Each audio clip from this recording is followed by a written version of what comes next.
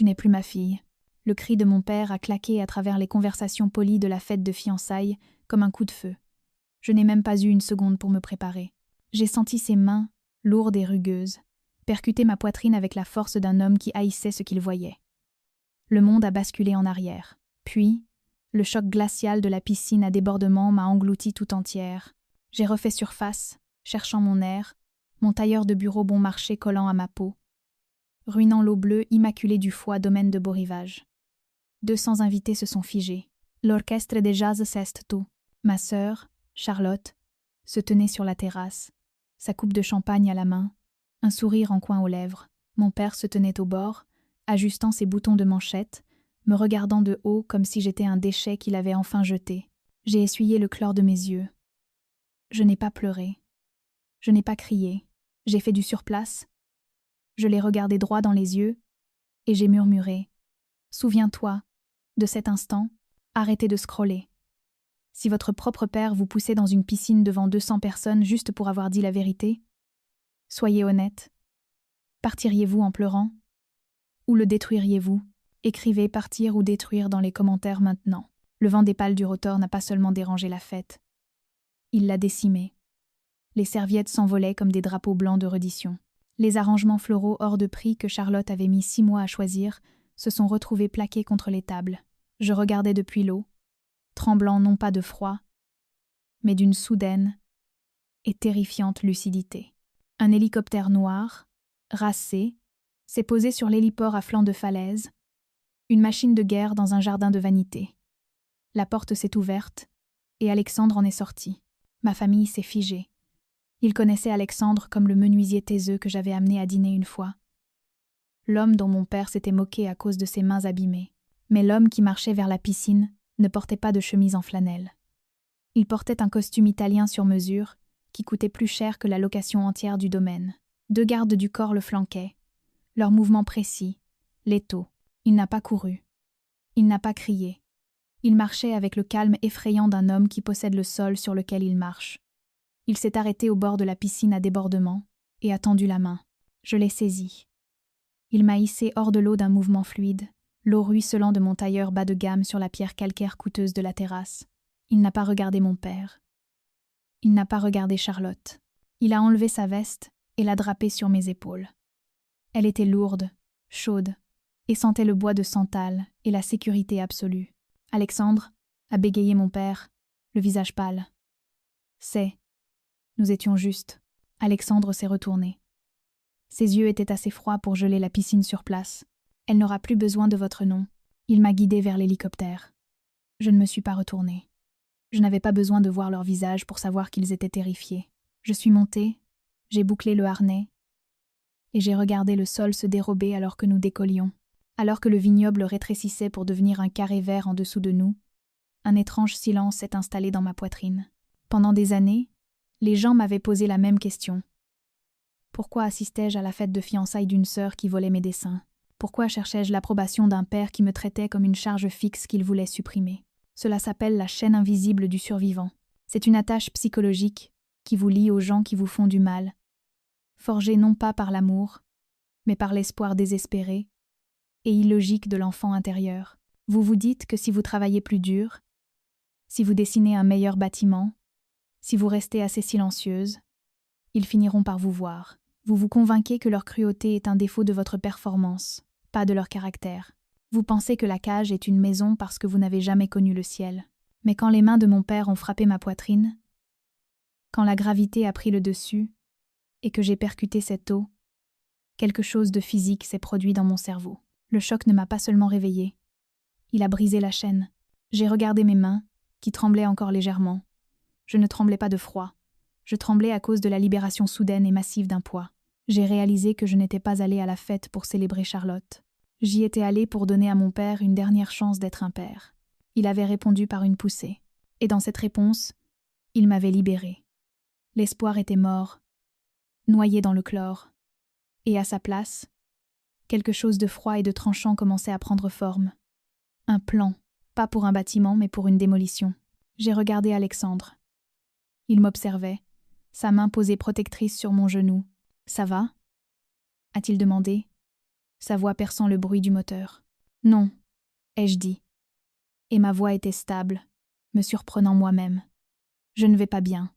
Je suis prête. » Je me suis tournée pour regarder par le hublot la silhouette de la ville qui approchait, ma foi ville, bâtie sur des fondations que je comprenais mieux que quiconque.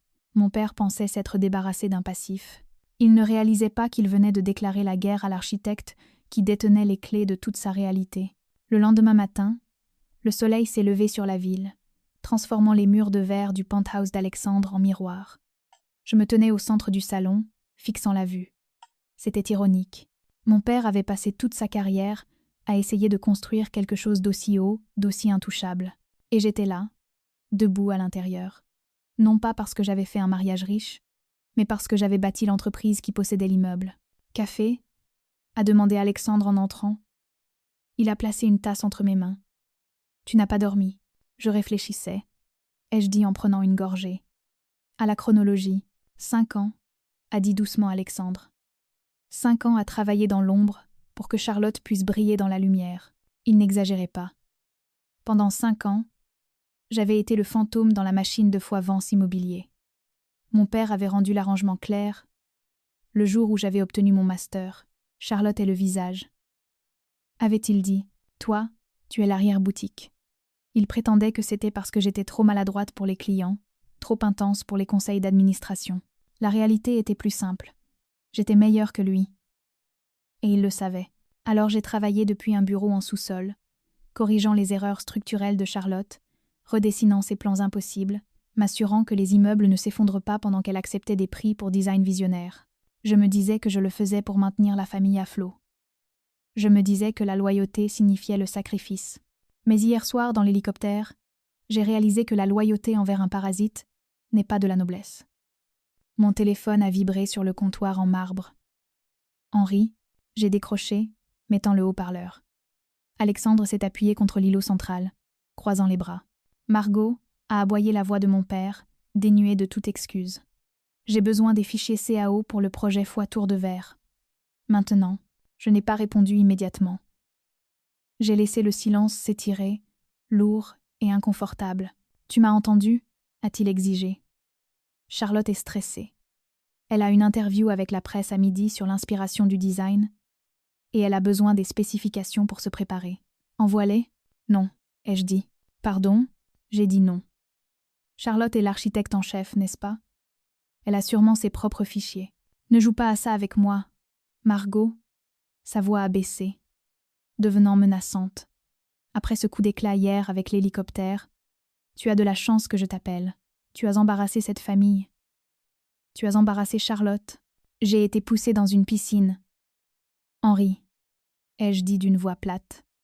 Je pense que l'embarras était mutuel. C'était une réaction à ton hystérie, a-t-il claqué. Et quant à cette mise en scène, qui as-tu engagé? Un acteur? Louer un hélicoptère ne te rend pas importante, Margot. Tout le monde a vu clair dans ton jeu. Il n'y croyait pas. Bien sûr que non. Dans son monde, j'étais incapable d'attirer le pouvoir parce que je ne possédais aucune valeur. L'idée qu'Alexandre, l'homme que j'aimais, l'homme qui m'avait tenu la main pendant mes crises de panique et mes dates butoirs, soit en réalité un magnat de l'immobilier milliardaire, était simplement hors de sa portée cognitive. « Envoie les fichiers », a-t-il menacé. « Ou tu es fini. Je vais te griller. Je m'assurerai que tu ne traces plus jamais une ligne dans cette ville. Tu comprends? Tu ne seras plus rien. » J'ai regardé Alexandre. Il n'était pas en colère. Il souriait. Un petit sourire tranchant qui disait qu'il savait exactement ce qui allait arriver. « Je comprends parfaitement », ai-je dit. « Au revoir, Henri. » J'ai raccroché. Je n'ai pas ressenti de peur. Je n'ai pas ressenti la vieille envie de réparer les choses, d'aplanir les angles, d'envoyer les fichiers juste pour arrêter les cris. J'ai senti le clic froid et dur d'une arme qu'on charge. « Il pense que je ne suis rien », ai-je dit à la pièce. « Il pense que tu es son employé ?» A corrigé Alexandre. « Il ne sait pas que tu es sa créancière. » J'ai ouvert mon ordinateur portable. L'écran brillait du logo de Architecture Anonyme, le cabinet boutique que mon père avait engagé il y a 6 mois pour sauver son projet de marina en perdition. Il pensait sous-traiter à un cabinet prestigieux à l'étranger. Il pensait acheter son salut. Il ne savait pas qu'il avait signé un contrat avec sa propre fille. J'ai navigué vers le tableau de bord du projet. Les fichiers de la foi Tour de Verre étaient là, verrouillés derrière mon cryptage. Charlotte ne pouvait pas les ouvrir, elle ne pouvait pas les modifier. Elle ne pouvait même pas les imprimer. « Prête ?» a demandé Alexandre. « Plus que prête », ai-je répondu. J'ai appuyé sur la touche pour exécuter la phase suivante. Il ne s'agissait pas seulement de retenir des fichiers. Il s'agissait de déclencher la clause qu'il n'avait jamais pris la peine de lire. La clause stipulant que si le client principal ne respectait pas les normes de compétence, le cabinet de conseil avait le droit d'assumer le contrôle exécutif total. Il voulait les fichiers. Il était sur le point d'avoir tout le cabinet. Et la facture qui allait avec. La salle de conférence du siège social d'Alexandre sentait l'ozone et les honoraires d'avocats. 3 des avocats d'affaires les plus chers de la ville étaient assis en face de moi, examinant la stratégie d'acquisition. Ils avaient l'air nerveux. Ils pensaient que nous tentions une OPA hostile sur une entreprise en faillite. « Nous n'achetons pas Foy-Vence Immobilier », ai-je dit en faisant glisser un épais classeur sur la table en acajou. « Nous rappelons un produit défectueux. » L'avocat principal, un homme nommé Maître Delacroix, a ajusté ses lunettes. « Mademoiselle Éléonore. »« Pardon, Mademoiselle Vance. Bien que le capital de votre mari soit important, Henri Vance est bien implanté. Il détient la majorité des actions avec droit de vote. Il ne vendra pas. » « Il n'a pas besoin de vendre, » ai-je répondu. Il a déjà cédé ses droits il y a 6 mois. J'ai ouvert le classeur à la page 4. Le logo en haut indiquait Foy Architecture Anonyme. C'était le cabinet boutique que mon père avait engagé dans la panique quand le projet Marina avait commencé à s'enfoncer dans la baie. Il pensait engager un cabinet prestigieux et sans visage de Zurich pour nettoyer le gâchis de Charlotte. Il pensait acheter un filet de sécurité. Il ne savait pas qu'il engageait une société écran détenue à 100% par sa fille bouc émissaire. Clause 14, section B, ai-je dit en tapotant le papier. Le protocole de compétence. Si le client principal ne respecte pas les règles de sécurité lors de 3 inspections consécutives, le cabinet de conseil se réserve le droit d'assumer le contrôle exécutif du projet pour prévenir toute responsabilité civile. J'ai regardé Delacroix. Charlotte a échoué à 4 inspections la semaine dernière. La Foy Tour de Verre Foy est un danger structurel. En tant que propriétaire de Architecture Anonyme, je déclenche la clause. Je ne demande pas un siège à la table. Je prends toute la salle. Delacroix a lu la clause. Un sourire lent et terrifiant s'est étendu sur son visage. C'est létal. Il ne l'a pas lu, ai-je dit. Il ne lit jamais rien de ce que j'écris. La porte s'est ouverte. Alexandre est entré. Il ne souriait pas. Il portait une petite mallette argentée renforcée, du genre utilisé pour transporter des diamants ou des secrets d'État. Il l'a posée sur la table devant moi. « Les avocats peuvent gérer l'acquisition de l'entreprise », a dit Alexandre, la voix basse. « Mais tu dois voir ça. » Il a ouvert la mallette. À l'intérieur se trouvait une seule clé USB ternie.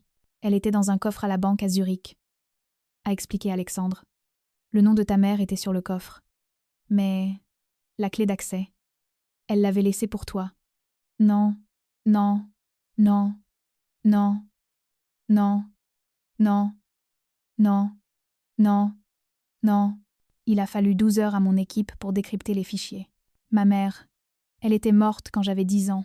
Mon père m'avait toujours dit qu'elle était morte sans le sou, nous laissant avec rien d'autre que des dettes et le vignoble qu'il avait héroïquement sauvé. J'ai branché la clé sur mon ordinateur.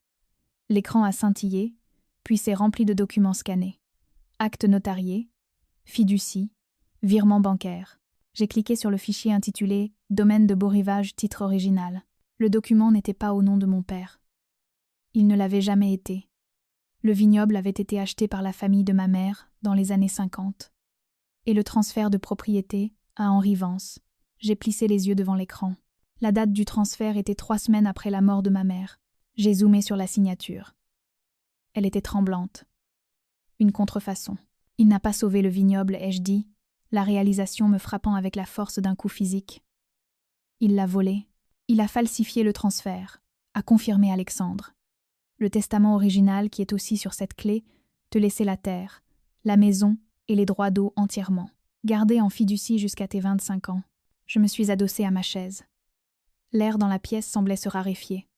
Pendant 10 à 8 ans, mon père s'était promené dans ce domaine comme un roi. Il m'avait poussé dans une piscine sur Foy mon Foy terrain. Il m'avait dit que j'étais une invitée dans Foy ma Foy maison. Ce n'était pas un magnat. C'était un squatteur.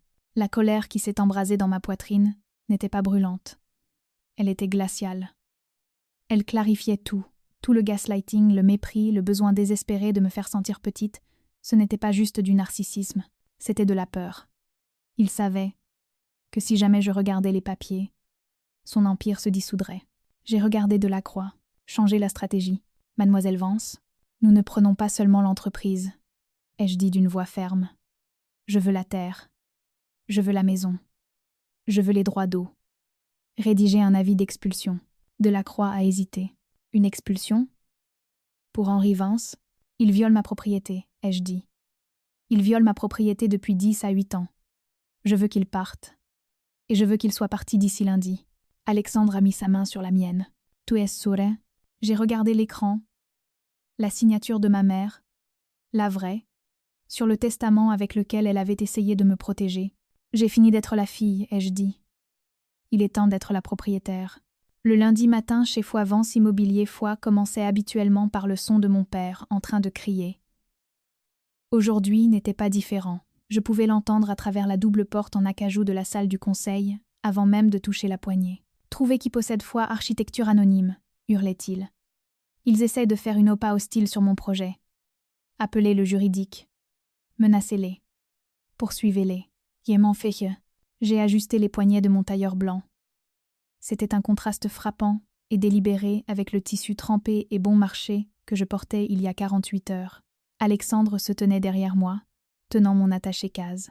Il a hoché la tête une fois. J'ai poussé les portes. La salle est devenue silencieuse.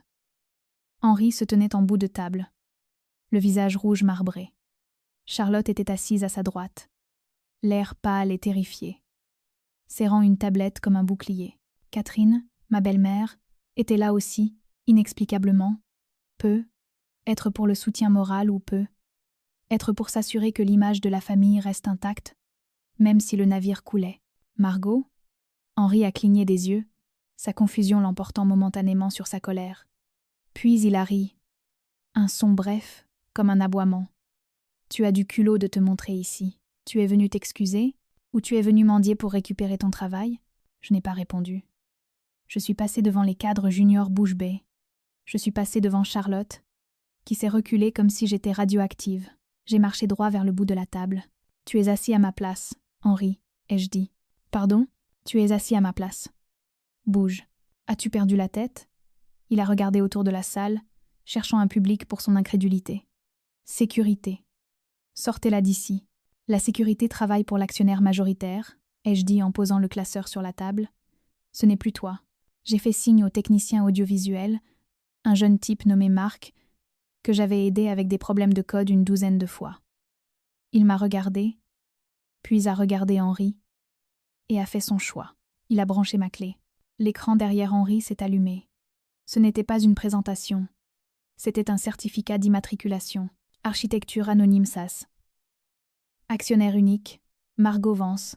Tu voulais savoir qui possède le cabinet qui détient ta dette, ai-je dit, ma voix résonnant dans la salle silencieuse. Tu voulais savoir qui détient la clause de performance que tu as violée. C'est moi. Henri fixait l'écran. Il regardait le logo pour lequel il avait signé des chèques pendant 6 mois. Il me regardait. C'est impossible, a-t-il murmuré. Tu fais des croquis. Tu ne diriges pas des entreprises. J'ai dirigé cette entreprise pendant 5 ans. Ai-je corrigé? Je l'ai juste fait depuis le sous-sol, pendant que tu t'attribuais le mérite de la vue. J'ai tapoté la table. Clause 14. Contrôle exécutif. Tu as échoué aux normes de sécurité sur la Foy Tour de Verre. Tu as échoué aux exigences de solvabilité sur la marina. À compter de 9 heures ce matin, Architecture Anonyme Foy a exercé son droit de saisir le contrôle opérationnel de Foy Vance Immobilier Foy pour prévenir toute responsabilité ultérieure. J'ai pointé la porte. Maintenant. Sors de mon fauteuil. Henri n'a pas bougé. Il ne pouvait pas. Il subissait ce que les psychologues appellent une blessure narcissique. Ce n'était pas juste un choc. C'était une panne du système psychologique. Pour un narcissique, les gens comme moi sont des objets, des outils à utiliser ou des ordures à jeter. Nous n'avons pas d'autonomie. Nous n'avons certainement pas de pouvoir. Me voir debout là, tenant les clés de son royaume, ne le rendait pas seulement en colère. Cela brisait sa réalité. Son cerveau buguait, incapable de traiter un monde où le bouc émissaire était devenu le maître. Charlotte, a-t-il haleté, pivotant vers son enfant roi. Dis-lui. Parle-lui des plans. Dis-lui que tu as réglé les problèmes de charge. Tous les yeux se sont tournés vers Charlotte. Elle avait l'air petite, frêle. Charlotte ? Ai-je demandé doucement. Veux-tu expliquer au conseil comment tu as calculé la résistance à l'attraction de l'atrium en verre ? Elle a ouvert la bouche. J'ai utilisé le. Elle a regardé Henri, la panique montant dans sa gorge. Je ne sais pas, a-t-elle chuchoté. C'est toujours Margot qui faisait les maths. L'aveu a flotté dans l'air comme de la fumée. Fraude, a dit Alexandre depuis le fond de la salle. C'était la première fois qu'il parlait. C'est le mot que vous cherchez, Henri. Fraude d'entreprise. C'est mon entreprise, a rugi Henri, frappant du poing sur la table, essayant d'utiliser le volume pour remplacer l'autorité. Mon père a bâti ça. C'est mon héritage. Tu ne peux pas le prendre. En fait, ai-je dit en faisant glisser le deuxième document sur le bois poli. Je ne prends pas l'entreprise. Je prends l'immeuble. J'ai ouvert le dossier contenant les titres de propriété. Les titres originaux jaunis que ma mère avait cachés. Tu ne possèdes pas le terrain sur lequel cet immeuble est assis, Henri. Tu ne possèdes pas le vignoble. Tu ne possèdes pas le domaine. Ma mère me les a laissés. Tu as falsifié le transfert. Catherine a laissé échapper un hoquet sec et étranglé. Henri est devenu livide. Je suis la propriétaire des murs, ai-je dit. Et tu es en violation de propriété. Tu as 1 heure pour vider les lieux. Si tu es encore là à 11 heures, je te ferai expulser par la police. Et contrairement à toi, je ne me contenterai pas de te pousser dans une piscine. Je porterai plainte. Nous sommes une famille, a chuchoté Henri. Sa voix tremblait maintenant. La fanfaronnade avait disparu, remplacée par un désespoir creux et terrifiant. Margot, je suis ton père. Je l'ai regardé. J'ai regardé l'homme qui m'avait poussé dans l'eau 2 jours auparavant. J'ai cherché une étincelle d'amour, un souvenir de gentillesse. Tu as noyé ta fille samedi dernier. Ai-je dit froidement. Je suis juste la PDG. Je me suis tournée vers le conseil. La séance est levée. La sécurité s'est avancée. Ils n'ont pas regardé Henri. Ils m'ont regardé pour les ordres. Escortez M. Vance et sa famille vers la sortie, ai-je dit. Et assurez-vous qu'ils n'emportent aucun bien de l'entreprise, y compris les agrafeuses. Je les ai regardés partir. Henri trébuchant. Catherine pleurant. Charlotte silencieuse et brisée. Les portes de l'ascenseur se sont fermées, les scellant hors de mon monde. Je n'ai pas applaudi. Je n'ai pas ouvert le champagne. J'ai marché jusqu'à la fenêtre, et j'ai regardé la ville que j'avais aidé à construire mais jamais possédée. C'est fait, a dit Alexandre, arrivant à mes côtés. Non, ai-je dit en regardant l'horizon. La semaine suivante a été un flou de dépôts légaux et de changements de marque. Nous avons dissous fois Vance Immobilier. Nous avons arraché le nom du bâtiment. À la place, nous avons accroché une nouvelle enseigne. Groupe Éléonore, du nom de ma mère. Je me suis assise dans mon nouveau bureau, l'ancien bureau d'Henri, dépouillé de son ego et de sa prétention, et j'ai signé les derniers papiers. Mais il restait une dernière chose à faire. Les bénéfices, ai-je dit à Alexandre, du projet Marina, et de la tour. Quoi à propos d'eux? Je n'en veux pas. Je ne voulais pas de l'argent d'Henri. Je voulais changer le système qui créait des hommes comme lui. Je lance une fondation, ai-je dit. La fondation l'esquisse. Il ne suffisait pas de gagner. La justice, ce n'est pas seulement punir les coupables. C'est planter des graines pour les innocents. Je voulais trouver chaque autre fille à qui l'on disait qu'elle était trop calme, trop maladroite ou trop femme pour construire des gratte-ciel. Je voulais payer leurs études. Je voulais leur donner les outils que je n'avais jamais eus. C'est la justice du semeur. La vengeance brûle le champ. La justice le replante. Je n'allais pas laisser la toxicité d'Henri empoisonner le sol pour toujours. J'allais faire pousser une forêt de femmes qui dominerait son héritage. Nous sommes sortis sur le balcon. Le vent était fort, fouettant mes cheveux. Mais je n'ai pas tressailli. J'ai regardé la ville en bas. Quelque part là-bas, mon père était assis dans un appartement loué, se demandant où il avait échoué. Il ne comprendrait jamais. « Fier de toi ?» a demandé Alexandre, faisant écho à la question qu'il avait posée le soir de la fête. J'ai souri. « Non. » ai-je chuchoté. « Je suis libre. Si vous avez déjà dû construire votre propre château parce que votre famille vous a enfermé hors du leur, partagez cette histoire, Rappelons au monde que les architectes de leur propre destin sont les plus difficiles à briser.